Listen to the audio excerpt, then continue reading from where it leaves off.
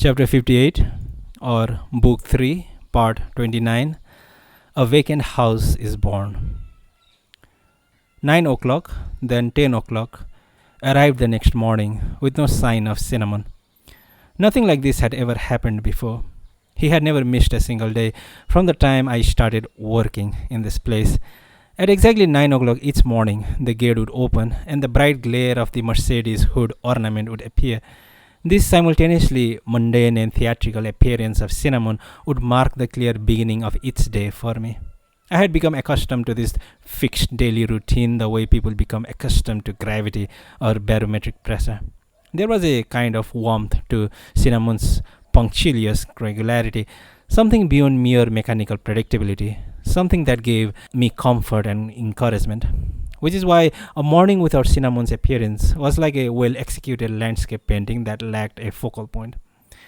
I gave up waiting for him, left the window, and peeled myself an apple as a substitute for breakfast.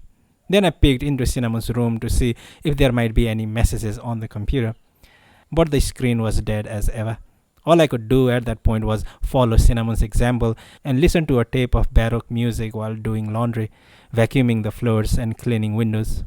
To kill time, I purposely performed each function slowly and carefully, going so far as to clean the blades of the kitchen exhaust fan, but still the time refused to move.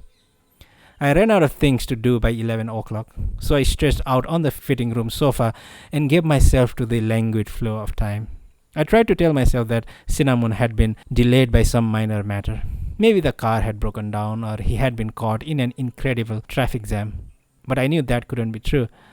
I would have bet all I had on it. Cinnamon's car would never break down, and he always took the possibility of traffic jams into account.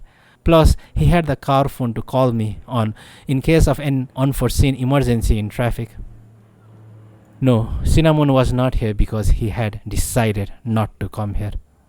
I tried calling Nutmeg's Akasaka office just before 1, but there was no answer. I tried again and again with the same results.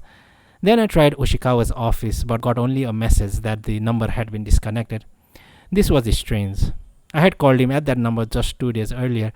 I gave up and went back to the fitting room sofa again. All of a sudden, in the last 2 days, there seemed to be a conspiracy against contact with me. I went back to the window and peeked outside through the curtain. 2 energetic-looking little winter birds had come to the yard and were perched on a branch, glancing wide-eyed at the area. Then, as if they suddenly had become fed up with everything there, they flew off. Nothing else seemed to be moving. The residence felt like a brand new vacant house. I did not go back there for next 5 days. For some reason, I seemed to have lost any desire to go down into the well. I would be losing the well itself before long. The longest I could afford to keep the residence going without clients was 2 months, so I ought to be using the well as much as possible while it was still mine. I felt stifled. All of a sudden, the place seemed wrong and unnatural. I walked around aimlessly without going to the residence. In the afternoons, I would go to the Shinjuku West Exit Plaza and sit on my usual bench, killing time, doing nothing in particular, but Nutmeg never appeared before me there. I went to her Akasaka office once, rang the bell by the elevator and stared into the closed-circuit camera, but no reply ever came. I was ready to give up. Nutmeg and Cinnamon had obviously decided to cut all ties with me. This strange mother and son had deserted the sinking ship for some place safer. The intensity of the sorrow this aroused in me took me by surprise.